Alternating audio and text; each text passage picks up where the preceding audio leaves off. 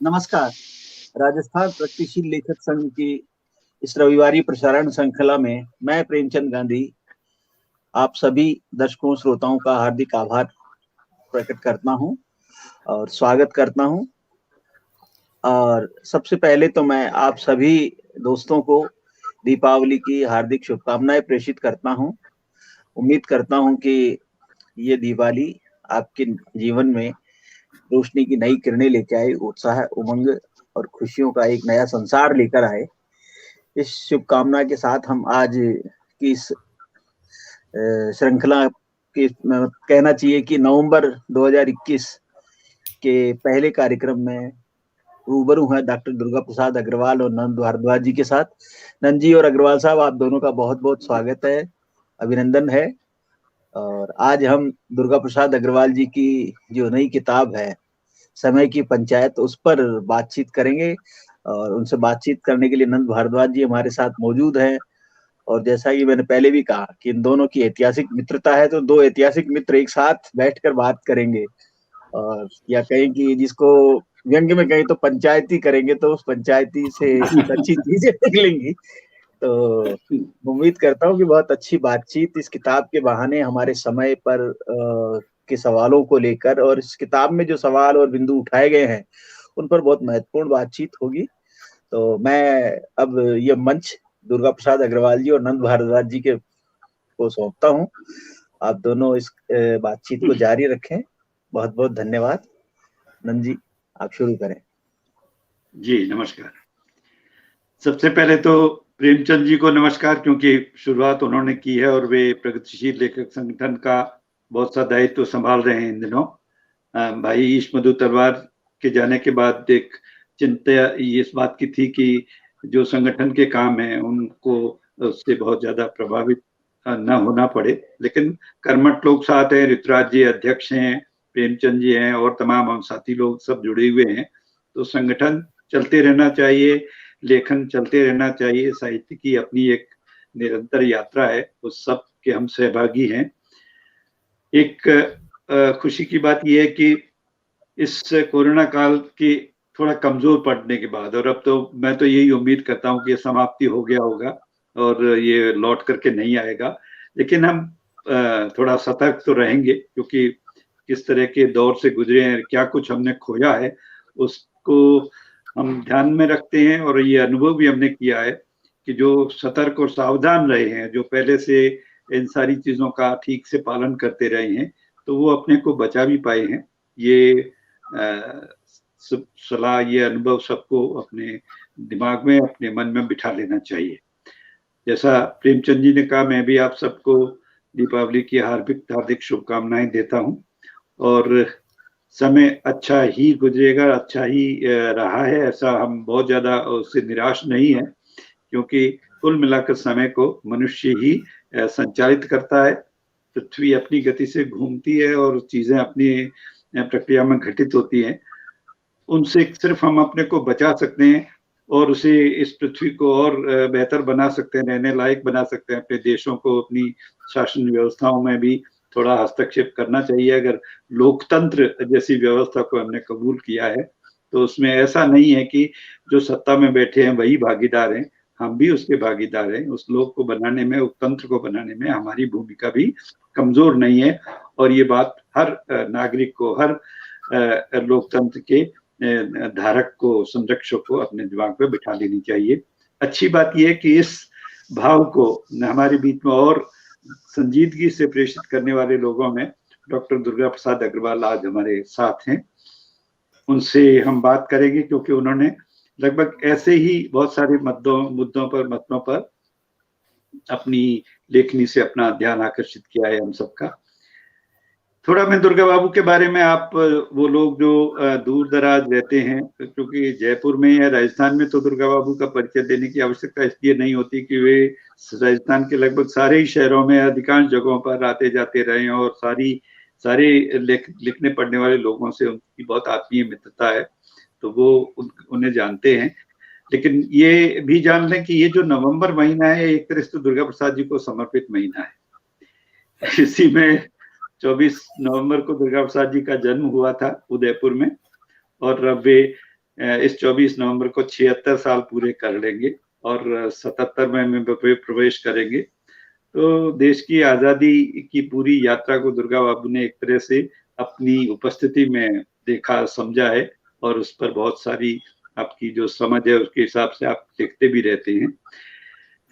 दूसरी बात यह कि दुर्गा बाबू केवल शिक्षक ही नहीं, हालांकि शिक्षक भी 67 से लेकर 2003 तक रहे, और इन 36 सालों में प्रवक्ता के रूप में हिंदी के एक प्रवक्ता, प्राचार्य, उप प्राचार्य और संयुक्त निदेशक कॉलेज शिक्षा के रूप में भी आपने जिम्मेदारी निभाई है। तो एक अनुभव है और बड़ा अनुभव है, और उस शिक्षा जगत की जो अंदरूनी स्थिति है उससे भी दुर्गा बाबू बहुत गहराई से परिचित है। इसलिए जब भी कभी उस तरह के विषयों पर लिखना होता है तो उसमें बहुत ही विश्वसनीय ढंग से उनके लिखे को हम महसूस करते हैं और उनसे बहुत कुछ जानने सीखने को हमें मिलता है। दुर्गा बाबू ने शिक्षक होने के साथ साथ एक साहित्य कर्म को भी अपना प्राथमिक कर्म ही समझा है। उसे कोई बचे हुए समय का काम नहीं माना है। वे लगातार उससे जुड़े रहे हैं, लिखते रहे हैं। एक आलोचक के रूप में सभी दुर्गा बाबू की इस क्षमता से परिचित हैं। वे आज भी नई से नई किताब को पढ़ना पसंद करते हैं, उस पर लिखना पसंद करते हैं, और हिंदी के तमाम देश भर के जो हिंदी लेखक हैं उनसे दुर्गा बाबू के बहुत ही आत्मीय और बहुत ही करीबी रिश्ते हैं। एक बात और भी है कि वे केवल हम तक ही सीमित नहीं रहे, वे देश दुनिया में भी घूमते रहे। बहुत इस पृथ्वी के ग्लोब का चक्कर मार चुके हैं कई बार। अमेरिका भी गए हैं, उस पर संस्मरणों की किताब भी आई है, यात्रा वृत्तांत भी आपने लिखे हैं। तो इस मायने में दुर्गा बाबू का अनुभव क्षेत्र बहुत बड़ा है, और इसलिए उनकी जिसका अनुभव क्षेत्र बड़ा होता है तो जरा उसके पास उससे कहने को बात भी होती है, सुनने लायक भी बहुत कुछ होता है। और शायद इसी का परिणाम है कि दुर्गा बाबू ने लेखन से थोड़ा, साहित्य लेखन से थोड़ा बाहर आकर के जो दुनिया जहान की जो दूसरी चिंताएं हैं उन पर भी ध्यान आकर्षित किया है। खासतौर से जो समसामयिक विषय हैं, जो चिंताएं हैं, उन पर वे लगातार लिखते रहे हैं। उसका अखबारों में कॉलम के रूप में भी लिखते रहे हैं, अन्यत्र पत्रिकाओं में भी लिखते रहे हैं। अपनी जो आयोजनों में बातचीत होती है उससे भी बहुत कुछ जानने सीखने को हमें मिला है। एक अच्छी बात यह कि वे प्रगतिशील लेखक संगठन से बहुत गहरे स्तर पर जुड़े रहे हैं। वे जयपुर इकाई के अध्यक्ष भी हैं। बहुत वर्षों से हम सब लेखकों के बीच में उन्हें ऑर्गेनाइज करने में, उन्हें एक दिशा देने में, वैसे तो सभी लोग सहयोगी होते हैं, लेकिन एक सीनियर आदमी हमारे सामने रहता है तो हमारा आत्मविश्वास बना रहता है। तो इसी दृष्टि से मैं दुर्गा बाबू का बहुत स्वागत करता हूँ। बहुत उनकी इस कार्यशैली से बहुत कुछ सीखने जानने को मिला है। दुर्गा बाबू, आप कोरोना काल में जब भी लोगों ने आपसे कुछ पूछा साहित्य के बारे में या राय जाननी चाहिए, और कहने का उन लोगों ने कहा भी कि साहब इस तरह के हालात में अब साहित्य या दूसरी सारी कलाओं का क्या होगा, वो हमारी कितनी मदद करेंगी, तब आप बराबर इस बात को महसूस कराते रहे हैं कि साहित्य मनुष्य को बहुत गहरी एक आत्मबल देता है, उसको ताकत देता है। उसे इस तरह से आप कमजोर या अप्रासंगिक मत मानिए, बल्कि उससे बहुत कुछ सीखने जानने को मिला है।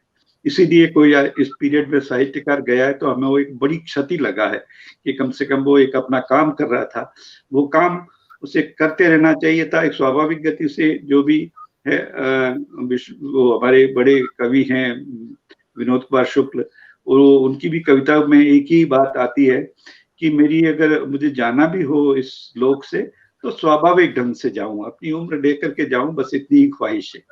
और ये ख्वाहिश शायद हम सब की है। हम सब जानते हैं, लेखक हो या मनुष्य हो, अपनी नियति को जानता है, लेकिन बेहतर ढंग से अपनी भूमिका निभा कर जाए, ये संतोष हमें जरूर मिलना चाहिए, और यही हमारी एक कोशिश भी रहती है। इसलिए हम जितना समय हमें मिला है उस पर हम कोई अफसोस नहीं करते, उसका उपयोग करते हैं। और इसी समय पर समय की पंचायत जैसी किताब दुर्गा बाबू की आई है, तो मैं जरा इस पर बात करूंगा। तो दुर्गा बाबू, सबसे पहले तो मुझे यही आप बताएं कि ये जो साहित्य की भूमिका के प्रति आप इतने आश्वस्त हैं, इसकी क्या वजह है? ये किस तरह से आपको या और लोगों को बल प्रदान करता है? थोड़ा इस पर बताएं। नंद जी, आपके प्रश्न का मैं उत्तर दूं उससे पहले मेरी ये इच्छा है और आप मुझे अनुमति देंगे कि मैं प्रगतिशील लेखक संघ के प्रति आभार व्यक्त करूं कि उसने अपने मंच से हम दो पुराने दोस्तों को संवाद करने का और एक बड़े समूह से जुड़ने का ये सौभाग्य प्रदान किया है। इस अवसर पर मैं अपने सभी मित्रों को दिवाली की हार्दिक शुभकामनाएं भी देना चाहता हूं। हम लोगों के यहाँ तो हम लोग तो बड़े त्योहार प्रिय लोग हैं और दिवाली अभी इतनी पुरानी नहीं हुई है कि उसकी शुभकामनाएं देने में संकोच हो।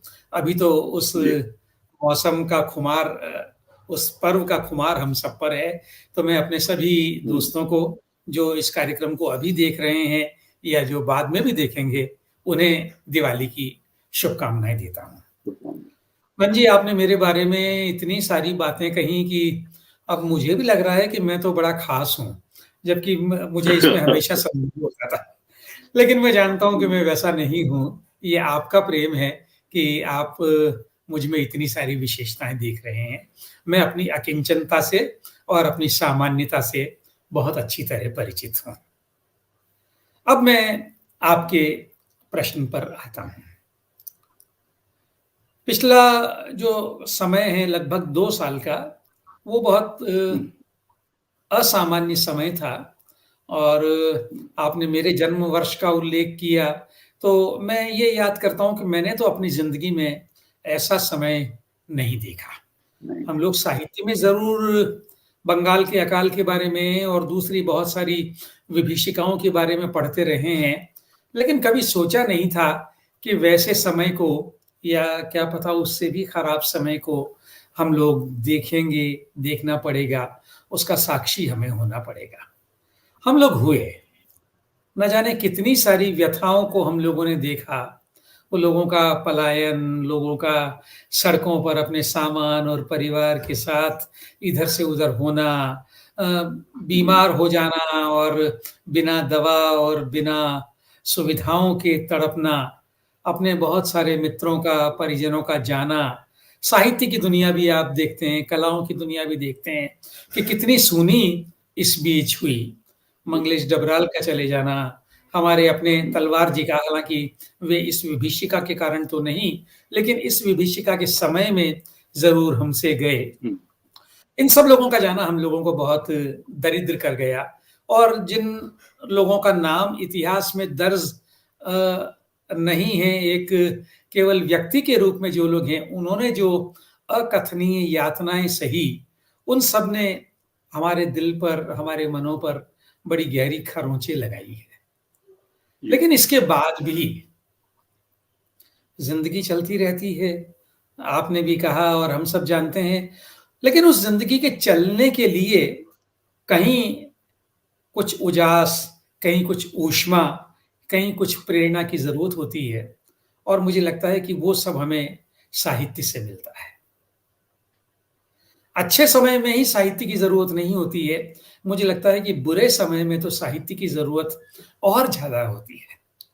हम जब अपने बड़े लेखकों को पढ़ते हैं तो हमें लगता है कि देखो, इन्होंने कितनी यातनाएं सही हैं और उसके बाद भी इन्होंने जहर पीकर हमें अमृत दिया है। हर किताब, हर लिखा शब्द मेरे भीतर नए प्राणों का संचार करता है। जरूरी नहीं कि मुझे इंजेक्शन ही लगाना पड़े, जरूरी नहीं कि मैं मल्टीविटामिन की गोली ही खाऊं। मैं एक अच्छी किताब पढ़ता हूं तो मुझे लगता है कि मैं जो टूट रहा था वो टूटते टूटते थम गया हूं और कहीं मेरे पांवों में ताकत आ गई है। तो ये जो चाहे साहित्य हो या और कोई कला हो, संगीत हो, चित्रकला हो, स्थापत्य हो, जो भी हो, मैं एक अच्छा गाना सुनता हूं, मुझ में फिर एक नई ऊर्जा का संचार हो जाता है। तो मैं इसलिए, और क्योंकि साहित्य मैंने पढ़ा है, थोड़ा बहुत पढ़ाया भी है, आपने उल्लेख किया, और ये एक बड़ा सुखद संयोग है कि मुझे साहित्य ही पढ़ाने का मौका मिला। कुछ और भी पढ़ाने का काम मैं करता हो सकता था, केमिस्ट्री पढ़ा रहा होता, ज्योग्राफी पढ़ा रहा होता, बॉटनी पढ़ा रहा होता, तो शायद वो अलग अनुभव होते, लेकिन मैंने साहित्य पढ़ाया और अब मैं कह सकता हूं कि मैंने साहित्य को जिया भी। मैंने केवल उसे पढ़ाया नहीं, मन से पढ़ाया और मन से पढ़ाते हुए मैं पढ़ा और मैं समृद्ध हुआ। आज भी कोई अच्छी किताब मैं पढ़ता हूँ, 1984 पर मैंने आपने अभी टिप्पणी की थी, मैंने लिखा था। अब वो किताब 1945 के आसपास की किताब आज भी मुझे ताकत देती है। तो ये साहित्य की क्षमता मुझे हमेशा अभिभूत करती है। दुर्गा बाबू, आपने ये देखा होगा कि जो लेखक हैं वो एक विधा से जुड़ते हैं और वही एक तरह से उनकी पहचान हो जाती है। कोई कवि होता है, कोई कथाकार बनता है, कोई नाटककार होता है। यानी खासतौर से जो रचनात्मक विधाओं में लिखने वाले लोग हैं वो अपनी उस पहचान के प्रति ज्यादा संजीदा होते हैं और अंत तक उसी से पहचाने भी जाते हैं। हालांकि ये पहचान बनाए रखना भी एक अच्छी बात है और उस रूप में एक स्पेसिफिक रूप से हम एक लेखक को उस रूप में याद करते हैं। लेकिन इधर मैंने देखा है खासतौर से पिछले 30-40 सालों में कि लेखकों ने अपने पारंपरिक उस लेखन के दायरे को थोड़ा बड़ा किया है। और हालांकि बड़े लेखक जो पहले भी हुए उन्होंने उसके बियॉन्ड भी बहुत जाकर के, यानी साहित्य लेखन के पार जाकर के भी बहुत कुछ अपने समय समाज को समझा है। आपने खास तौर से इस तरफ कुछ ज्यादा ध्यान दिया है और जितने भी परिवर्तन आपके हमारे आंखों के सामने गुजरे हैं उसको अपने लेखन में दर्ज भी किया है। और वो जो पारंपरिक शैली है उससे बाहर निकलकर, यानी अब होते तो आप आधे एक साहित्य के आलोचक होते, लेकिन अब आप साहित्य के आलोचक से भी बड़ी भूमिका में हैं और सामयिक यथार्थ पर आपने बहुत कुछ लिखा है। तो ये जो सामयिक यथार्थ बदला है और साहित्य में जो बदलाव आया है, इस बदलाव को आप खासतौर से कैसे देखते हैं? खासतौर से मैं इस पिछले नई शताब्दी की शुरुआत के समय से देखना चाहता हूँ, क्योंकि परिदृश्य भी बदला है, हमारे माध्यम बदले हैं, हमारा तरीका बदला है, अभिव्यक्ति के पैटर्न्स भी बदले हैं। तो उस बारे में थोड़ा बताएं। जी, ये बहुत अच्छा सवाल है और मैं भी इस सवाल पर बहुत लंबे समय से सोचता रहा हूँ, अब भी सोचता हूँ। ये सही है कि हमारे साहित्य की दुनिया में बहुत सारे लेखकों के साथ कोई एक विधा चस्पा होकर रह जाती है उनके नाम के साथ। लेकिन इससे हटकर भी, जैसा आप भी कह रहे हैं, ये भी हुआ है कि लेखकों ने अचानक अपनी राह बदल ली है। मुझे काशीनाथ सिंह याद आते हैं, जिनकी पहचान एक कथाकार के रूप में थी, लेकिन उन्होंने संस्मरण लिखकर अपनी उस पहचान को थोड़ा सा धुंधला कर दिया और वो नई पहचान उनके साथ चिपक गई। इधर ममता कालिया जी, और दीप अच्छी किताब है उनकी। बिल्कुल। इधर आप देखेंगे ममता कालिया भी एक कथाकार रही, हालांकि उनकी शुरुआत तो एक कवि के रूप में हुई थी, फिर वो कथाकार हो गई और अब वो उनकी जो 2 किताबें रवि कथा और जीते जी इलाहाबाद आई हैं, तो मुझे लगता है कि नए लोग तो शायद इस बात को याद ही नहीं करेंगे कभी कि वो कथाकार भी थी। हालांकि बहुत महत्वपूर्ण कथाकार हुए हैं, उन्होंने बहुत अच्छा लिखा है। आप जो बात कर रहे हैं नंजी, इस शताब्दी के शुरू से हम लोग 2 दशक इस शताब्दी के जी चुके हैं। मुझे ये लग रहा है कि लोग अपने सोच में बड़े उदार और मुक्त हुए हैं। बहुत सारी जकड़बंदियों से लोग मुक्त हो रहे हैं। ये मुक्त होना आप बहुत सारे संदर्भों में देखेंगे। आप ये देखेंगे लोग रीति रिवाजों, परंपराओं, वेशभूषा, भोजन, इन सब में जो भी बंदिशें थी उनको तोड़कर उनसे आजाद हो रहे हैं और नई से नई चीज आजमा रहे हैं। साहित्य में भी मुझे लगता है कि यही हो रहा है। प्रयोग हमेशा होते रहे हैं। अब आगे के प्रयोगवाद को ही आप याद कर लीजिए या और पहले चले जाइए और बाद में आ जाइए, आप देखेंगे साहित्यकार तो हमेशा प्रयोग करता है। लेकिन मुझे लगता है कि हमारे इस समय में ये प्रयोगशीलता बहुत ज्यादा बढ़ी है और बढ़ने का एक बड़ा कारण ये कि दुनिया में भी परिवर्तन की गति बहुत तेज हो गई है। आज से 100 साल पहले जिन परिवर्तनों को होने में 50 साल लगते थे, आज मुझे लगता है कि वे सारे परिवर्तन 1 साल में हो जाते हैं। और जब वो परिवर्तन इतनी जल्दी होते हैं तो लेखक को लगता है कि मेरी बात कैसे अपनी समग्रता में पाठक तक पहुंचे। और इस चुनौती को लेते हुए वो अपनी विधाओं में तोड़-फोड़ करता है, विधाओं के बीच आवाजाही करता है और सारी बंदिशों को तोड़कर उसका एक ही प्रयास होता है कि मैं जो कहना चाहता हूँ वो अपनी समग्रता में अपने पाठक तक मैं पहुँचा दूँ। आप देखेंगे बहुत सारी विधाएँ हमारे यहाँ गायब हो गई हैं। ललित निबंध, बड़ी अच्छी विधा थी और उससे पहले एक विधा थी गद्य गीत। अब मुझे लगता है नई पीढ़ी तो शायद गद्य गीत क्या है जानती ही नहीं होगी। ललित निबंध नई पीढ़ी को पता ही नहीं होगा। ऐसा नहीं है कि वे विधाएँ बेमानी थीं, लेकिन शायद आज की संवेदनाओं के वे अनुरूप नहीं हैं, तो हम लोगों ने उनको छोड़ दिया। और अब जो हमारे मित्र लिख रहे हैं, मुझे लगता है कि शायद वे विधा सोचकर नहीं लिखते हैं, वे केवल लिखते हैं। आप तय कीजिए, मेरे जैसे हिंदी के अध्यापक तय करें कि उन पर कोई पुराना नाम लग सकेगा या उनके लिए कोई नया नाम खोजना होगा। वे तो बस केवल अपनी बात कहते हैं। तो ये जो बदलाव आ रहे हैं, यही बदलाव मुझे लगता है कि कहीं पीछे से मुझे भी धकेल रहा था। मुझे भी लग रहा था कि मैं एक नागरिक हूँ और एक नागरिक के रूप में मेरा जो दायित्व है, उस दायित्व को मुझे निभाना है। और मुझे ये लगने लगा, मैं बहुत विनम्रता से और बिना किसी को आहत किए ये बात कहना चाहता हूँ कि मुझे लग रहा था कि एक नागरिक के रूप में मैं अपना दायित्व एक आलोचक के रूप में कम निभा सकूँगा और मैं सीधे अपनी बात कहूँ, सामाजिक, राजनीतिक, आर्थिक जो मुद्दे हैं, उन पर मैं अपनी सीधी बात कहूँ, तो शायद मैं अपना दायित्व ठीक से निभा सकूँगा। ये कहकर मैं आलोचक की भूमिका को कम नहीं कर रहा हूँ। उसकी भूमिका बहुत महत्वपूर्ण है और हमारे बहुत सारे मित्र, जिनमें से आप भी हैं, ये काम बहुत सलीके से कर रहे हैं, बहुत अच्छी तरह कर रहे हैं। आप लोगों को पढ़कर मैं साहित्य की बारीकियाँ समझता हूँ। आप जब कविता पर लिखते हैं, आप जब मुक्तिबोध पर लिखते हैं, आप जब रमेश उपाध्याय पर लिखते हैं, तो आपकी निगाहों से मैं उनको देखकर ज़्यादा बेहतर समझ पाता हूँ। इसलिए आलोचक की भूमिका तो कहीं भी कम नहीं है। लेकिन मुझे लगा कि मैं एक अलग काम कर सकता हूँ, तो वो भी करके देखूँ। तो इसलिए मैंने अपनी भूमिका को थोड़ा बदला। अच्छा कहा आपने, और ये काम एक्चुअली जो वरिष्ठ पत्रकार रहे हैं, उन्होंने इस काम को और अच्छे ढंग से किया भी है। राजकिशोर को आप देखिए, या उस जमाने में और भी इस तरह के जो पत्रकार थे, प्रभाष जोशी को याद करें।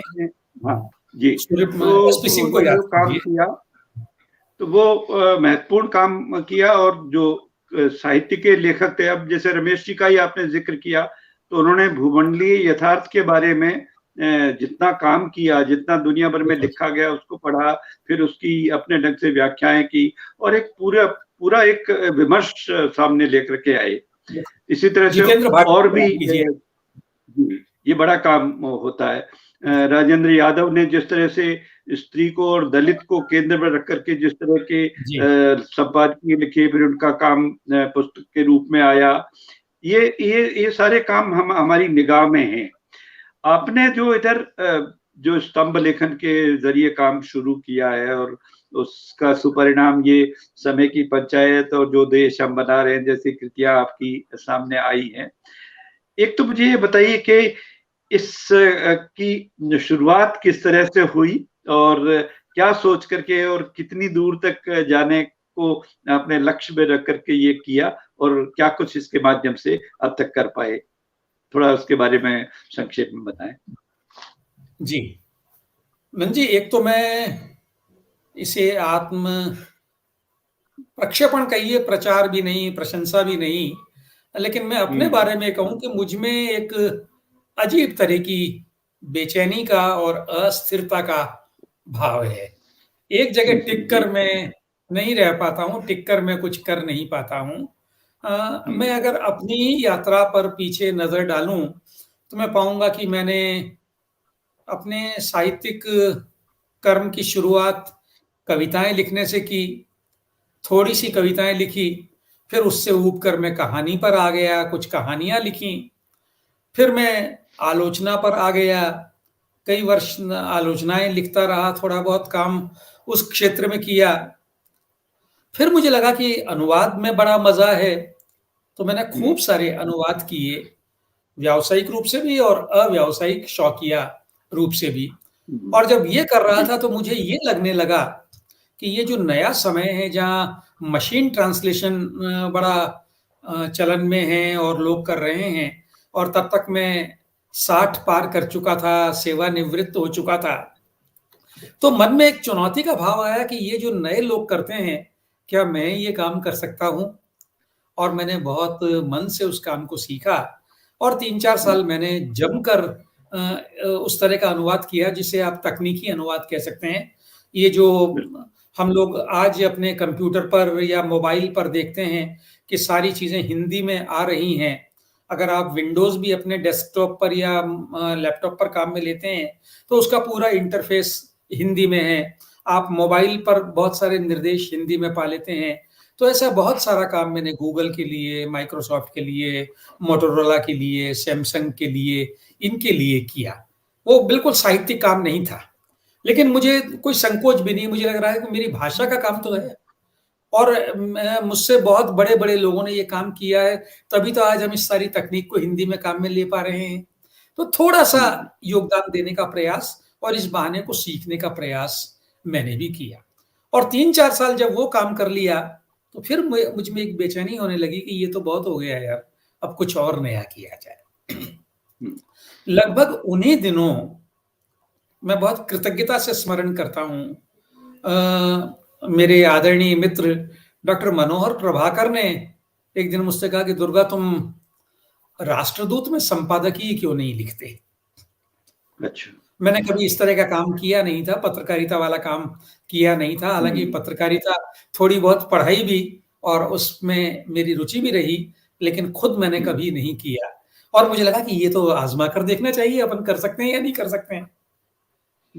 एक संपादकीय लिखा, वो छप भी गया और मैं बैठ गया, मैंने आगे कुछ नहीं किया। फिर किसी ने कहा कि आपने वो बड़ा अच्छा लिखा था, आपको और लिखना चाहिए। और वो फिर लिखने लगा, लिखने में मजा आने लगा। वो जो वहां छपता था उसे मैं फेसबुक पर भी पोस्ट कर देता था, तो लोगों की बड़ी उत्साहजनक प्रतिक्रियाएं भी मुझे मिलने लगी।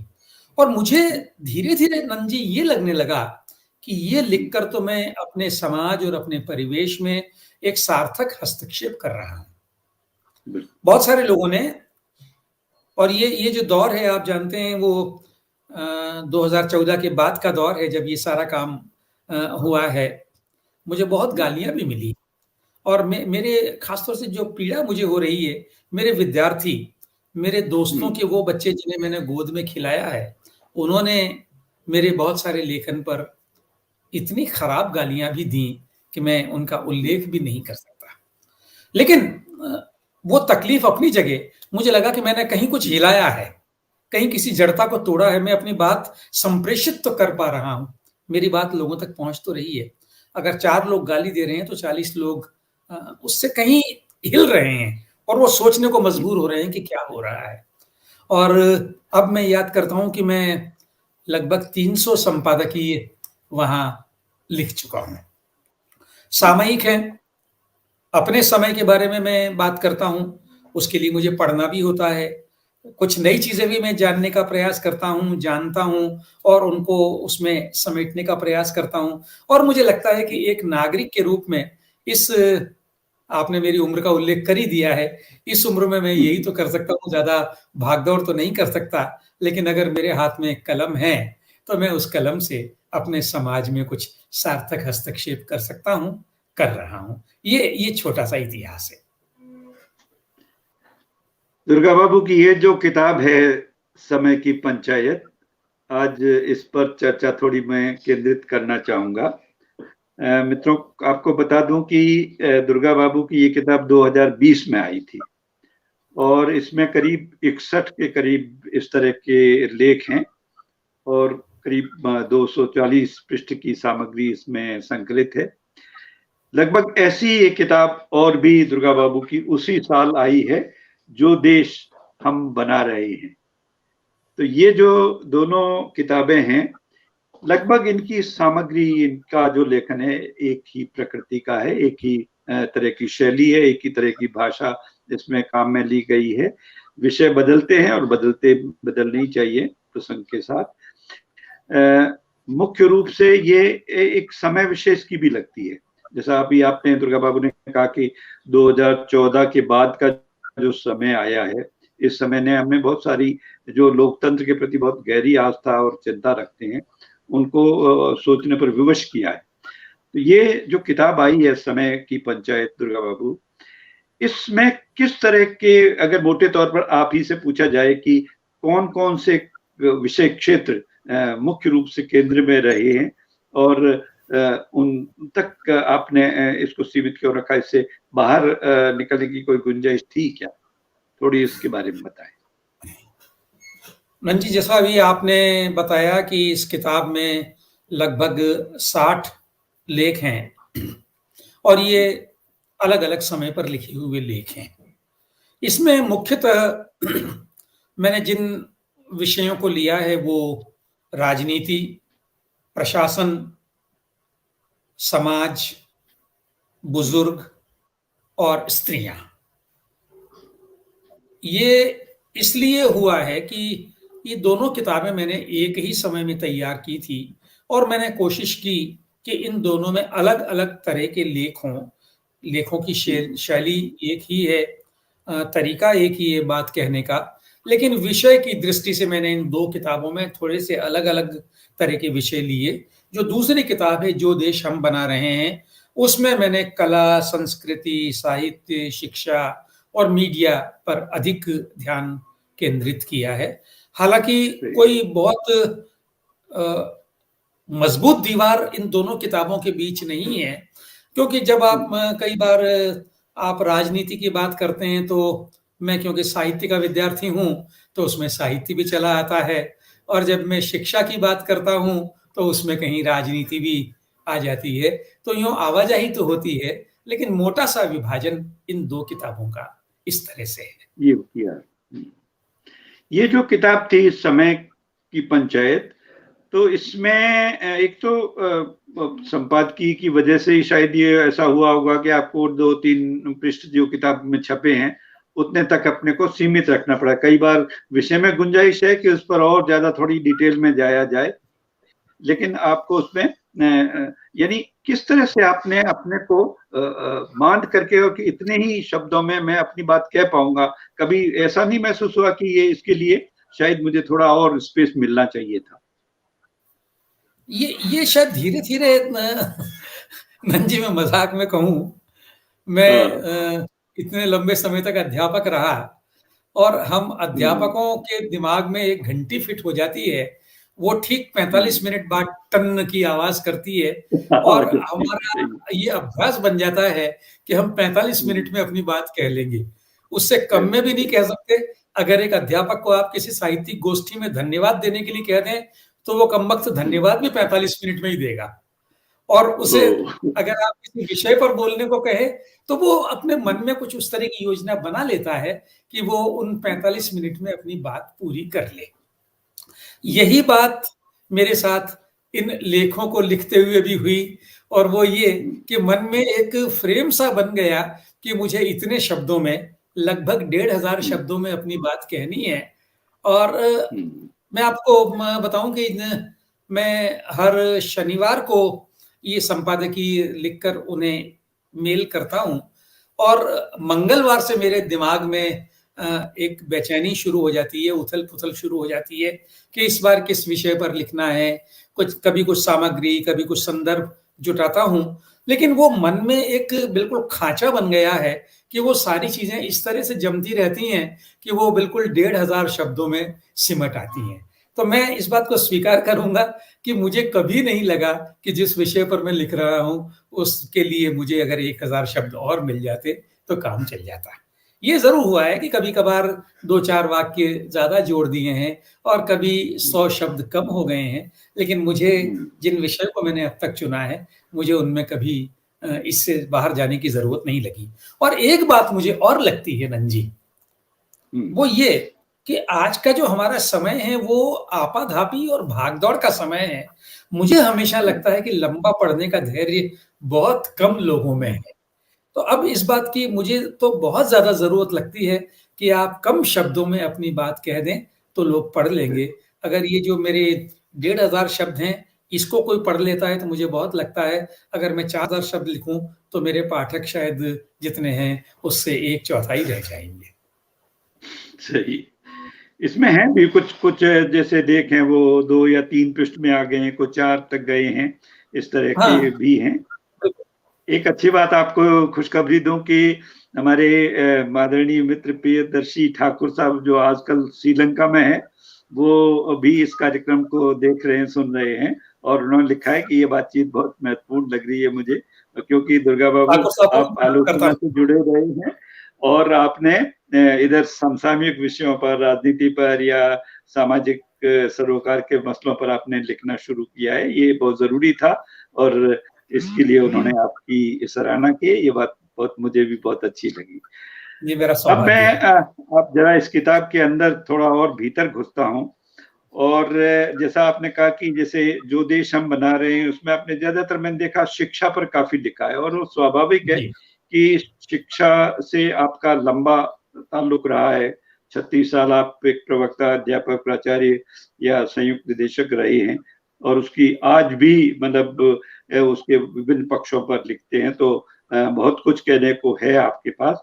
और खासतौर से उसमें इधर जो कमजोरियां कहिए या उसकी कठिनाइयां बढ़ी है, बल्कि आपने क्या बहुत सारे जो दूसरे चैनल्स में काम करने वाले जो सजग लोग हैं, खासतौर से मैं रवीश कुमार का जिक्र करूंगा, जिन्होंने शिक्षा पर और बेरोजगारी पर सीरीज की सीरीज चलाई है। किस तरह से बेरोजगारी की हालत मतलब इतनी चिंताजनक हो गई है, क्योंकि ये हमारे देश की भावी पीढ़ी से, युवा वर्ग से जुड़ी हुई है। वो उसकी एनर्जी बिल्कुल वेस्ट जा रही है, उसका कोई उपयोग नहीं हो पा रहा है, वो उसे अपने बेहद चिंता की स्थिति में डाल दिया है, और उसके कारण दूसरी सामाजिक परिस्थितियां और विकार पैदा हो रहे हैं। उनसे हम कैसे उभरेंगे? अपराध बढ़ रहे हैं, बहुत सारी दूसरी कठिनाइयां बढ़ रही है। इस पर आपने बहुत सारे लेखों में संकेत भी किया है। खासतौर से जो शिक्षा के क्षेत्र में जो जो कमजोरियां या वीकनेसेस आई है, खासतौर से शिक्षक नहीं है अच्छे, ठीक है आपने बहुत बिल्डिंग्स बड़ी बड़ी बना दी, आपने कहा भी है कि इससे तो ठीक है आप सड़क बनाएंगे, बिल्डिंग बनाएंगे, ठेकेदारों को या उनके दूसरे लोगों को तो फायदा होगा, लेकिन जो उसका उपयोग करने वाले लोग हैं उनके लिए क्या व्यवस्थाएं की है? अस्पताल आपने बना दिए, लेकिन डॉक्टर्स नहीं हैं, उनके भीतर जो जो सामग्री और सुविधाएं देनी चाहिए वो नहीं है, उसका मेंटेनेंस नहीं है, उसका जो सफाई कर्मचारी स्टाफ है उसकी आप केयर नहीं कर रहे हैं, जो पद खाली हो गए हैं वो खाली पड़े हैं बरसों तक। तो इस तरह से आपने जानबूझ करके और जो सार्वजनिक क्षेत्र का जो जिस तरह से उसे कमजोर बनाया है, इस पर आपके बहुत सारी टिप्पणियां हैं। थोड़ा उस पक्ष पर मैं आपसे और जानना चाहूंगा कि क्या आपके भीतर चिंताएं रही जो इन विषयों पर लगातार आप लिखने की जरूरत महसूस करती रही? मन जी, आपने मेरे परिचय में जो बात कही उसे मैं थोड़ा सा अपने दोस्तों के लिए याद कर दूं, और वो ये कि मैंने जो 36 साल शिक्षा का काम करते हुए बिताए, उनमें जब मैं एक प्राध्यापक रहा तो मेरे अनुभव बिल्कुल अलग तरह के थे, और बड़ा बढ़िया, बहुत सुरक्षित, बहुत प्यारा काम होता है अध्यापन। आप गए, पढ़ा लिया, बाकी आपकी कोई चिंता नहीं होती है। जब मैं प्राचार्य बना तो मैं इस तंत्र को थोड़ा और भीतर से देख पाया, और जब खासतौर से 3 साल मैं संयुक्त निदेशक रहा तो न केवल एक दर्शक रहा, मैं बिल्कुल तंत्र कैसे काम करता है उसका एक महत्वपूर्ण पुर्जा भी बन गया, और तब उसको मैंने अच्छी तरह से देखा। वो देखना मेरे लिए आंखें खोलने वाला था। कैसे सरकार में फैसले होते हैं, क्यों फैसले होते हैं, क्यों फैसले नहीं होते हैं, और बहुत बार मैंने ये महसूस किया। फिर मैं डॉक्टर मनोहर प्रभाकर को याद करूं, उन्होंने एक बड़ी मजेदार टिप्पणी की थी। मैं जब जयपुर आया तो बहुत स्नेह मुझसे रखते थे, तो उन्होंने व्यंग में कहा, तो अच्छा तुम भी आ गए डिग्निफाइड बाबू बनकर। डिग्निफाइड बाबू, वैसे तो ये आहत होने वाली टिप्पणी है, क्या पता मैं भी हुआ हूं आहत। लेकिन 3 साल में मैंने महसूस किया कि ये जो तंत्र में हम सब लोग बैठे हैं, वो डिग्निफाइड भी नहीं, ग्लोरीफाइड भी नहीं, कुल मिलाकर बहुत मामूली से बाबू होते हैं। आपके पास निर्णय लेने की कोई क्षमता नहीं होती है। आप एक फाइल आती है, आप एक प्रस्ताव लिखते हैं, ऊपर जाता है, फिर आप वो यथा प्रस्तावित करते रहते हैं और सारे सूत्र तो कहीं और होते हैं। कोई आपकी विशेषज्ञता को पूछता ही नहीं है, कोई आपकी विशेषज्ञता की या आपके ज्ञान की परवाह नहीं करता है। मैं इस तंत्र का व्यक्ति हूं, लेकिन मेरा जो मंत्री है, जिसे ये पता नहीं है कि लेक्चरर और रीडर में क्या फर्क होता है, जो ये नहीं जानता है कि विश्वविद्यालय और कॉलेज में क्या अंतर होता है, जो ये नहीं जानता है कि उच्च शिक्षा क्यों दी जाती है, तय तो वो करता है। और धीरे धीरे अब तो ये हो गया कि वो भी तय नहीं करता है, तय तो मुख्यमंत्री करता है, तय तो प्रधानमंत्री करता है। और वो बेचारे इतने व्यस्त हैं कि उन्हें सोचने की तो कोई फुर्सत है ही नहीं। उन्हें बस ये समझ में आ जाए कि इससे मुझे लाभ है तो वो कर लेते हैं। अभी आप देखिए, राजस्थान में पिछले 2-2.5 साल में 130 नए कॉलेज खुले हैं। बहुत अच्छी बात है, शिक्षा का विस्तार, उच्च शिक्षा का विस्तार हो, लेकिन उन 130 कॉलेजेस के लिए नियुक्ति एक भी नहीं हुई है। उनमें से अधिकांश कॉलेजेस के पास अपनी बिल्डिंग नहीं है, उनमें से अधिकांश कॉलेजेस के पास अपना फर्नीचर नहीं है। बहुत सारे कॉलेज टाट पट्टी पर प्राइमरी स्कूल की बिल्डिंग में चल रहे हैं। और अगर आप नियुक्ति नहीं कर रहे हैं तो आप क्या करते हैं? ज्यादा हल्ला होता है वहां तो पड़ोस के किसी कॉलेज से 5 लेक्चरर्स को डेपुटेशन पर भेज देते हैं। राजस्थान विश्वविद्यालय में आपको भी पता होगा, अभी केवल 5 प्रोफेसर कार्यरत हैं, शेष सब रिटायर हो गए हैं। आप स्टाफ की तो कोई नियुक्तियां, भर्ती कुछ कर ही नहीं रहे हैं। अब इस सब का परिणाम क्या होता है उच्च शिक्षा में? देखिए, क्योंकि मैं रहा हूं तो मैंने इस बात को महसूस किया है। आपने एक कॉलेज खोल दिया, उसमें 1000 बच्चों को प्रवेश दे दिया, उनमें से बहुत सारों को अलग अलग कारणों से छात्रवृत्तियां मिलती हैं। मैं उस छात्रवृत्ति के विरोध में नहीं हूं। SC ST बच्चों को छात्रवृत्ति मिलती है, बहुत अच्छी बात है, सामाजिक समानता के लिए ये बहुत जरूरी है। लेकिन आप किन बच्चों को छात्रवृत्ति दे रहे हैं? जो पढ़ ही नहीं पा रहे हैं, क्योंकि पढ़ने के लिए तो कोई सुविधा आपने दी नहीं है। अब आप छात्रवृत्ति पर तो पूरा पैसा बर्बाद कर रहे हैं, आप गेम्स के लिए पूरा पैसा बर्बाद कर रहे हैं, PTI नहीं है। आप लाइब्रेरी के लिए फंड दे रहे हैं, लेकिन किताबें रखने के लिए जगह नहीं है। आप सारा पैसा बर्बाद कर रहे हैं और उस पैसे का कोई लाभ समाज को नहीं मिल रहा है। इन चीजों को जब मैं भीतर से देख पाया, और क्योंकि उस तंत्र का हिस्सा रहा, मैंने भी ये सारे कुकर्म किए हैं नंजी। तबादले कैसे होते हैं, क्यों होते हैं, ये सब मैंने किए हैं। मैं क्योंकि बिल्कुल केंद्र में रहा तो इन चीजों को देखा, और अब मैं उन चीजों को बहुत अच्छी तरह समझ पाता हूं।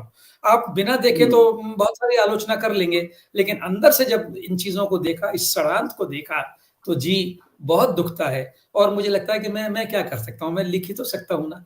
मैं लिखता हूँ और लिखकर अपनी पीड़ा को, अपने दर्द को औरों के साथ साझा करता हूँ। क्या पता उनमें से किसी पर कोई असर हो जाए। हमारे मित्र एक राज बोहरा जी पूछते हैं कि आपने ये किताब प्रोजेक्ट बना करके लिखी है क्या? कोई इस तरह का तय करके कि मुझे इस तरह से, हालांकि मैं देख कह चुका हूं कि भाई ये समय समय पर लिखे हुए इस तरह के संपादकीय लेख हैं जिनका ये संकलन है।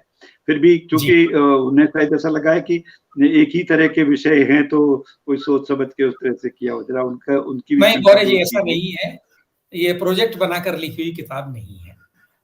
जी, एक चीज ये बताइए कि जैसे आपने ऐसे आलेखों में जिक्र भी किया है खासतौर से शिक्षा की हालत पर, मतलब प्रदेश का राज्यपाल या मुख्यमंत्री भी कोई चीज घोषणा कर दे कि ये होनी चाहिए। जैसे विश्वविद्यालयों के जैसे कुलपति के बारे में कहा गया कि ये इतने समय में बन जाने चाहिए, इसके बावजूद लंबे समय तक, चाहे उदयपुर विश्वविद्यालय हो, अजमेर वाला हो या राजस्थान वाला हो, समय मतलब बाकी जो खाली पद पड़े हैं वो तो पड़े ही हैं, लेकिन उनका जो मुखिया है, जिसको कम से कम सारी चीजों को मैनेज करना है, देखना है, उस तक के बारे में यही रवैया है। ये कैसे चलेगा? इसके बारे में आपकी क्या कहना है?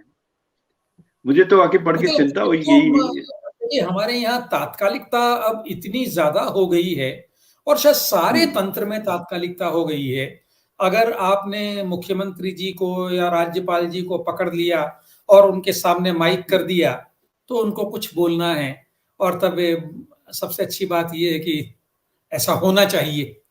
एक तो मुझे लगता है कि अगर मुख्यमंत्री और राज्यपाल भी कहें होना चाहिए, तो मेरा मन करता है एक नागरिक के रूप में कि मैं जाकर पूछूं कि होना चाहिए तो करेगा कौन? हुजूर आप ही तो करने वाले हैं। आप तो ये कहिए ना कि मैंने ये कर दिया है या कल शाम तक मैं ये कर दूंगा।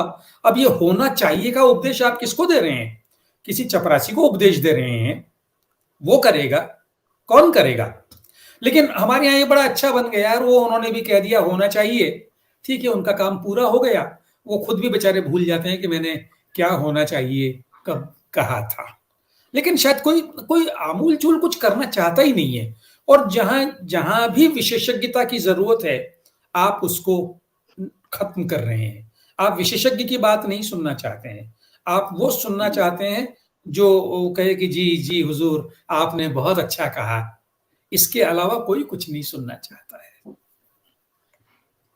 अपने जो प्रदेश में या देश में जो जिस तरह के आर्थिक हालात हैं, आर्थिक परिस्थितियां हैं, या कोरोना काल के बाद जिस तरह से लोगों की कठिनाइयां बढ़ी है, महंगाई जिस स्तर पर पहुंच गई है, या और दूसरे क्षेत्रों में जिस तरह के हालात बने हैं, उन पर बहुत सारी अच्छे आलेख हैं आपके और सोचने पर मजबूर करते हैं। लेकिन मैं लेखक हूँ और साहित्य से जुड़ा हुआ हूँ, तो मुझे जरा उस क्षेत्र की भी चिंता होती है कि भाई शिक्षा के बारे में तो आप एक शिक्षक के रूप में या एक प्राचार्य के रूप में आपने बहुत कुछ जोर देकर कहा भी है। लेकिन हालांकि साहित्य पर भी, साहित्य अकेडमीज की जो हालत है उस पर आपने आपके एक दो आलेख इसमें हैं, लेकिन थोड़ा उस पर बताएं कि इस तरह से साहित्य या कलाएं या संस्कृति के बहुत सारे दूसरे जो अनुभाग, विभाग और संस्थान है, उन पर से लगातार सरकार और इस व्यवस्था की नजर दूर होती जा रही है। उनके लिए वो बिल्कुल महत्व का विषय रह नहीं गए हैं। ये क्या हमें चिंतित नहीं करती, या ये लोगों को, समाज को चिंतित नहीं करती? हमें तो चिंतित करती है नंद जी, और हम लोग अपनी चिंता जब भी मौका मिलता है व्यक्त करते भी हैं। मैं एक मजेदार बात आपसे कहूं जी। आप तो जयपुर के पुराने निवासी हैं, मेरी तुलना में पुराने निवासी हैं। मुझे भी 2 दशक जयपुर में हो गए, और यहाँ जो भी साहित्य की, कला की, संस्कृति की गतिविधियां होती हैं, मैं उनमें बहुत सारी में जाता हूँ। एक दर्शक के रूप में मैं उसका आनंद लेता हूँ, उससे लाभान्वित होता हूँ। मैं एक बात बहुत व्यथा के साथ नोट करता हूँ कि इन सारी गतिविधियों में जो हमारे नीति निर्माता हैं और जो शीर्ष पर बैठे लोग हैं, वो मुझे कभी नजर नहीं आते हैं।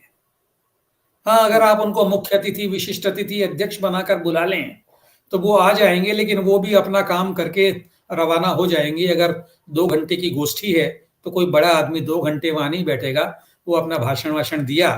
बल्कि यहाँ तक भी होता है कि अगर वो अध्यक्षता करने को आपने बुलाया तो वो आयोजकों से ये कहेंगे कि मुझे कहीं और जाना है, इसलिए मेरा अध्यक्षीय भाषण सबसे पहले करवा लो, फिर मैं तो चला जाता हूँ, तुम्हें जो बकवास करनी है करते रहना।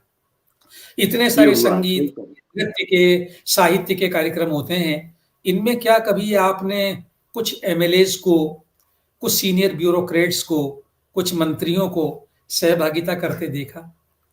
आप जयपुर लिटरेचर फेस्टिवल से इतने लंबे समय तक जुड़े रहे हैं, 2-3 लोग हैं जो उसमें सत्ता वाले लोग आते थे।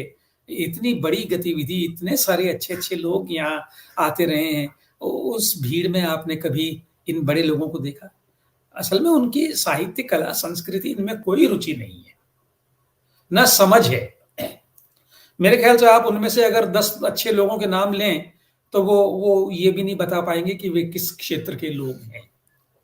और दूसरा, उनको ये लगता है कि इस सबसे हमें मिलता क्या है, हमारा लाभ क्या होगा, कि अगला चुनाव जीतने में हमें मदद मिलेगी। वो इतने शॉर्ट साइटेड हैं कि अगले चुनाव के सिवा उन्हें कुछ नहीं सूझता है। तो जिस बात से चुनाव जीतने का मौका मिले वो तो ठीक है, आप खैरात बांट दें, आप धर्म की बात कर लें, और धर्म की भी वो जो अच्छे अर्थ में धर्म की वो बात नहीं, आप लड़वाने वाली बात कर लें तो उससे उनको फायदा होगा। अब दूसरी बात, समाज, ये बात वाकई बहुत तकलीफ की है कि उनको तो फर्क नहीं पड़ता है, लेकिन जिन्हें पढ़ना चाहिए उनको भी नहीं पढ़ रहा है। हम सब लोग भी जैसे ऐसे वीतरागी हो गए हैं कि हमारी भला से जो भी हो ठीक है। लेकिन जब मैं एक आम आदमी के बारे में सोचता हूं ना आनंद जी, और अपन लोग भी आम ही हैं, बहुत आम नहीं है लेकिन थोड़े थोड़े आम तो हम लोग भी हैं, तो मुझे लगता है बेचारा उसके तो रोजी रोटी के संघर्ष ही इतने बड़े हैं कि और चीजों के बारे में सोचने की उसको फुर्सत नहीं है। वो सोचता है सुबह मेरे घर में रोटी बन गई है, शाम को रोटी कैसे बनेगी। तो उससे आप क्या उम्मीद करेंगे? वो साहित्य के बारे में सोचेगा, संगीत के बारे में सोचेगा, वो किताब पढ़ेगा। और हमने योजनाबद्ध रूप से उनको इन चीजों से दूर किया है। आप देखिए, नए शहर बसते हैं, स्मार्ट सिटी की योजना बनती है, उसमें कहीं पुस्तकालय शामिल नहीं होता है। शहरों में सार्वजनिक पुस्तकालय धीरे धीरे गायब होते जा रहे हैं। अरे शहरों में क्या, हमारे कॉलेजेस में मैं आपको बताऊं कि राजस्थान में अगर 400 कॉलेज हैं, उनमें 50 में भी लाइब्रेरियन नहीं है। अब आप उच्च शिक्षण संस्थाओं में ही लाइब्रेरीज खत्म कर रहे हैं। मोहल्ले में अगर मंदिर बन जाएगा लेकिन लाइब्रेरी कहीं नहीं बनेगी, तो लोग किताब उनको पढ़ने का आप मौका नहीं दे रहे हैं, खरीदने की उनकी सामर्थ्य नहीं है। तो धीरे धीरे आप उनकी चेतना को कुंद करते जा रहे हैं। अखबारों का जो बड़े साधन थे हम लोगों को शिक्षित करने के और सजग करने के, आप देखेंगे वहां भी साहित्य की जगह सिकुड़ गई है, और उसकी जगह वो सब इंटरनेट से उठाई हुई सामग्री कॉपी पेस्ट करके और विज्ञापनों से अखबार भर के, जो थोड़ी बहुत जगह बच जाए उसमें मंत्रियों के वक्तव्य छाप कर वो अपना काम पूरा करते हैं। खबर भी अब पढ़ने को हम तरस गए हैं। तो अब बेचारा आम आदमी, समाज वाला जो आदमी जिसकी हम चिंता कर रहे हैं, वो इन सब बातों के बारे में कैसे सोचेगा? हमने उसको सोचने का भी छोड़ा ही नहीं है। ये बहुत दुखद है। एक जो पक्ष महत्वपूर्ण है और विचारणीय है वो ये है कि जैसे शिक्षक हैं तो उनके शिक्षकों के अपने संगठन हैं, मजदूर हैं तो उनके भी अपने संगठन हैं, अपने एक साथ लगे रहने के का एक इतिहास रहा है।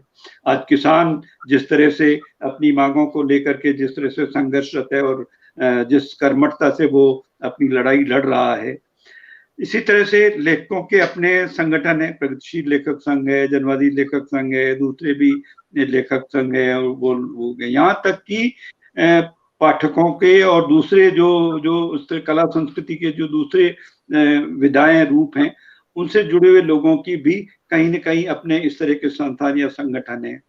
वे क्यों नहीं अपनी चिंता स्वयं करते? वे हर वक्त मतलब सरकार के या इनके मुखापेक्षी क्यों रहते हैं? वैसे मैं ये बात जानता हूँ कि जैसे लेखकों के या संगठनों के लोगों ने अपनी भी क्षमता को, ताकत को धीरे धीरे समझा है और बहुत सारे काम, बहुत सारे इस तरह के इनिशिएटिव लिए भी हैं, अब भी ले रहे हैं, ऐसे फोरम बन रहे हैं। थोड़ा उस पक्ष पर भी बताएं, आपको कितनी गुंजाइश लगती है, क्या आश्वस्ति देती है हमें ये बात? नंजी, इस सवाल का जवाब तो मुझे लगता है कि मुझसे ज्यादा अच्छा आप दे सकते थे, लेकिन अब क्योंकि आपने मुझसे सवाल कर लिया है तो जैसा मुझे सूझ रहा है वो मैं उत्तर देने का प्रयास करता हूँ। देखिए, मुझे ये लग रहा है कि पिछले 2-3 दशकों में हमारे यहाँ ऊपर से संगठनों को तोड़ने और कमजोर करने के बहुत संगठित प्रयास हुए हैं। देखिए, हमारी जो एकजुट होने की क्षमताएं हैं उन पर हर तरफ से प्रहार किए गए हैं। अगर कहीं कोई एक संगठन था उसको तोड़कर 2 कर दिया गया, 3 कर दिए गए। हमारे यहाँ शिक्षकों का संगठन राजस्थान में था, उसे राजनीति वालों ने आकर 2 फाड़ कर दिया और अब उनकी अधिकांश ऊर्जा एक दूसरे को छोटा बताने में ही लगने लगी है। यही हाल साहित्यिक संगठनों का भी हुआ है। मैं वैचारिक संलग्नता का तो हमेशा पक्षधर हूं, लेकिन मैं ये भी मानता हूं कि संवाद तो होना चाहिए। अगर आपका विचार मुझसे भिन्न है तो क्या हम लोग आपस में बात नहीं करेंगे? क्या हम लोग अपने विचारों को साझा नहीं करेंगे? लेकिन धीरे धीरे हो ये गया है कि मैं अपने खेमे में बंद, आप अपने खेमे में बंद, और हमारे बीच कोई संवाद नहीं। और धीरे धीरे 1 से 2, 2 से 4, 4 से 8 करके हम लोगों को कमजोर कर दिया गया। सारे संगठन, चाहे वो शिक्षक संगठन हो, चाहे लेखक संगठन हो, वो कमजोर हो गए। और इसके साथ देखिए, संगठन चलता किसके दम पर है? संगठन अपने सदस्यों के दम पर ही तो चलता है ना। संगठन कोई अलग तो चीज है नहीं। अब उस संगठन के जो सदस्य हैं, उनको इतना मजबूर, कमजोर, लाचार और बेबस कर दिया गया है कि वो बेचारा अपने ही संघर्ष से मुक्त नहीं हो पाता है। अब मैं शिक्षक संगठन की बात करूं तो अधिकांश जो शिक्षक हैं, वो बेचारे, उनके सर पर तबादले की तलवार लटकी रहती है, तो उन्हें अपने कंटेंट के बारे में बात करने से ज्यादा चिंता तो ये रहती है कि कैसे मैं यहाँ बना रहूं, कैसे मैं अपना सुरक्षित जीवन जी पाऊं। और यही हाल सभी जगह कर दिया गया है। कभी लेखकों के आगे गाजर लटका दी जाएगी, कभी एक लालच की चीज उनके सामने लटका दी जाएगी, कभी उनको डरा धमका दिया जाएगा। तो वैसे में जब सदस्य खुद निष्क्रिय हो जाएगा तो संगठन बेचारा कितना सक्रिय रहेगा। तो ये सब मुझे लगता है एक बहुत सोची समझी रणनीति के तहत हमारे यहाँ हुआ है। लेकिन इसके बाद भी अच्छी बात तो ये है कि फिर भी संगठन कुछ कर रहे हैं। किसानों वाला आपने बहुत अच्छा उदाहरण दिया। लेकिन अंजी देखिए ना, एक तो लगभग साल भर हो गया सरकार के कानों पर जूं नहीं रेंग रही है, सरकार उसको नकारती है, और धीरे धीरे आपने सारे संचार माध्यमों से उसको ब्लैकआउट कर दिया है। अब वो किसी के लिए खबर ही नहीं है, और इतना अधिक दुष्प्रचार आपने उनके बारे में कर दिया है कि बहुत जो सामान्य समझ वाला व्यक्ति है वो तो समझता है कि ये वहां बैठकर कोई राष्ट्र विरोधी हरकत कर रहे हैं, जबकि वो अपने अस्तित्व की लड़ाई लड़ रहे थे। अब आप साहित्य के बारे में भी मैं दोस्तों को याद दिलाऊं कि अगर कुछ लोगों ने असहिष्णुता के विरुद्ध अपने पुरस्कार लौटाए तो उन्होंने ऐसी कौन सी गोहत्या कर दी थी, कौन सा बड़ा पाप कर दिया था। लेकिन आपने बाकायदा उनके लिए एक लेबल बनाया और उन सब के माथे पर चिपका दिया कि ये तो अवार्ड वापसी गैंग के सदस्य हैं। आप देखिए ना, एक लेखक को गैंग का सदस्य बना दिया गया। क्यों? क्योंकि वो आपके विचार से भिन्न विचार रखता था। ऐसे लोगों को तोड़ा गया है, और ये सब बहुत, इसको देखना बहुत दुखद है। लेकिन इसके बीच भी जो हो रहा है वो और अच्छा हो, हम यही तो कामना कर सकते हैं। आपने अपने बहुत सारे लेखों में ये जो सार्वजनिक क्षेत्र के जो प्रतिष्ठान है या जो कल्याणकारी कार्य है एक सरकार के व्यवस्था के, उनको योजनाबद्ध ढंग से जिस तरह से कमजोर किया गया है, सरकार चाहे जिस क्षेत्र मतलब राजनीतिक दल की रही हो, पिछले 50-60 सालों में ये प्रक्रिया लगातार चालू रही है और ये संस्थान लगातार कमजोर हुए हैं। मैं मीडिया में रहा हूँ, मैं अपने रेडियो दूरदर्शन की हालत जानता हूँ, किस तरह से बहुत अंडर स्टाफ रख करके उसे तोड़ा गया, किस तरह से उसे स्वायत्तता के नाम पर ठगा गया। उसका एक सूचना प्रसारण मंत्रालय का विभाग था, तब तक वो अपने ढंग से काम कर रहा था।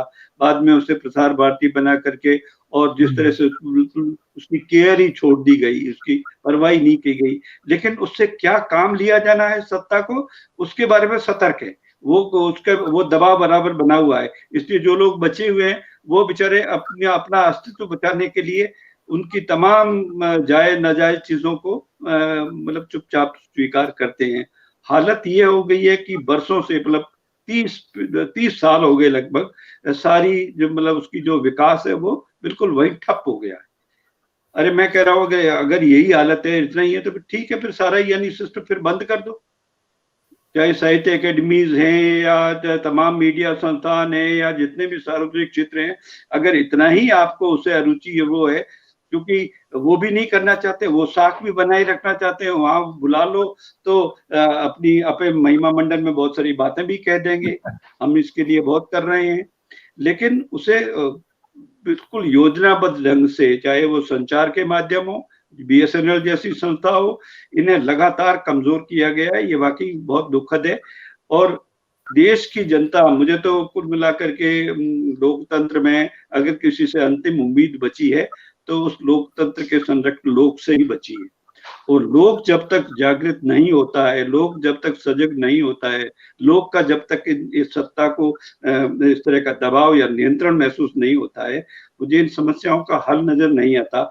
लेकिन वो कैसे संभव हो, ये हमारे लिए चिंता का विषय है। इस पर अगर आप भी कुछ अपनी बात कह सके तो मेरे ख्याल से कुछ।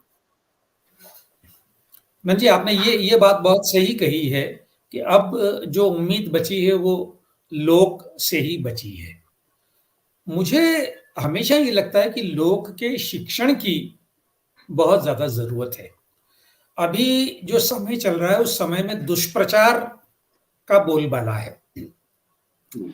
बड़े संगठित रूप से लोगों तक वो बात पहुंचाई जा रही है जो उनके उनके विद इन कोट्स वो सत्ता है, चाहे किसी भी दल की हो। और यहाँ मैं कोई राजनीतिक बात नहीं कह रहा हूं।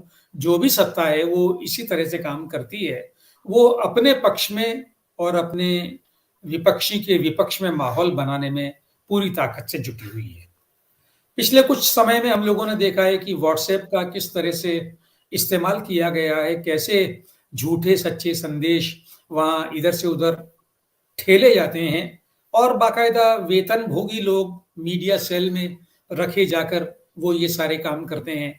अब तो लोग इस बात को ढूंढने भी लगे हैं कि ट्विटर पर 20 लोगों का एक ही तरह का अलग अलग नाम से एक ही संदेश 20 लोग लिख रहे हैं। तो वो बहुत स्पष्ट है कि योजनाबद्ध रूप से किया जा रहा है। व्हाट्सएप पर भी ये किया जा रहा है और उसका उपभोक्ता समुदाय भी बहुत बड़ा है। जिन लोगों को अखबार नहीं पढ़ना है वो व्हाट्सएप पर जो भी आता है उसको वेद वाक्य मानते हैं। और इसी मजाक में हम लोग कहते भी हैं कि ये व्हाट्सएप विश्वविद्यालय का पढ़ा हुआ है। कैसी कैसी बातें प्रचारित कर दी जाती है कि ये मुफ्तखोरी नहीं चलेगी। भाई, मुफ्तखोरी क्या होती है? कौन आपको मुफ्त में दे रहा? पैसा तो हमारा है। हमारे पैसे से अगर आप जेएनयू के विद्यार्थी को पढ़ने का अवसर दे रहे हैं तो इसमें क्या मुफ्तखोरी हो गई है? अगर राहुल गांधी किसी तीर्थ में जाए तो वो वोट बैंक के लिए जाएंगे, लेकिन अगर हमारे दल का कोई व्यक्ति किसी तीर्थ में जाकर कुछ करे तो वो महान आस्थावान है और किसी का इस बात की तरफ ध्यान नहीं जाता है। लेकिन अब मुझे धीरे धीरे ये लग रहा है कि लोग भी जागने लगे हैं। मैं सोशल मीडिया को बहुत रुचि से देखता हूं और मैं वहां पाता हूं कि अब झूठ का मुलम्मा उतरने लगा है। आप YouTube पर देखिए, आप फेसबुक पर देखिए, आप ट्विटर पर देखिए, आज अगर एक पक्ष है तो आज उसका प्रतिपक्ष भी मुखर होने लगा है। लोग समझने लगे हैं और समझकर उसका विरोध भी करने लगे हैं। अब एक देश की जिंदगी में 1 साल, 2 साल, 5 साल कुछ होते नहीं है। तो मुझे लगता है कि हम लोग तो जरा मैं भी उम्मीद करता हूं कि जल्दी से सब कुछ हो जाए। वो उतनी जल्दी से नहीं होता है, लेकिन बदलाव तो आ रहा है और जनता हर चीज को अंकित करती है। आप देखिए ना, इमरजेंसी लगी और उसमें कैसा लग रहा था। हम लोग तो उस समय भी इन चीजों को समझते थे और कैसे जनता ने उस सारे निजाम को उखाड़ फेंका। तो जनता में ये प्रतिरोध की क्षमता धीरे धीरे बढ़ रही है और मैं आश्वस्त हूं कि आने वाला समय ऐसा नहीं होगा जैसा हमारा वर्तमान है। बहुत सही कहा आपने। और हालांकि आप जब ये सब कह रहे थे तो मित्रों के कईयों के इस तरह की टिप्पणियां भी आ रही थी कि लोग कहाँ हैं, लोग तो बहुत बचा ही नहीं, या लोकतंत्र स्वयं भी बहुत कमजोर हो गया है। इसके बावजूद ये आप आश्वस्त रहें कि आप जो ये कह रहे हैं ना, कोई आप लोग से बाहर नहीं है, कहने वाले लोग ही लोग हैं और अपनी जिम्मेदारी समझे। लेखक अपनी जिम्मेदारी समझता है, किसान अपनी जिम्मेदारी समझ रहा है, जो श्रमिक है वो भी अपनी जिम्मेदारी समझ के धीरे धीरे इस तरफ विचार करने लगा है। और ये जो मध्य वर्ग है इसमें थोड़ा सा ये जो ढुलमुलपन है वो भी अब धीरे धीरे इस अवस्था में पहुंच गया है, क्योंकि देश की 80 करोड़ से ऊपर की जनता को तो अब अनाज वो मुफ्त में बांटेंगे तभी वो जिएगी, ये हालत हो गई है।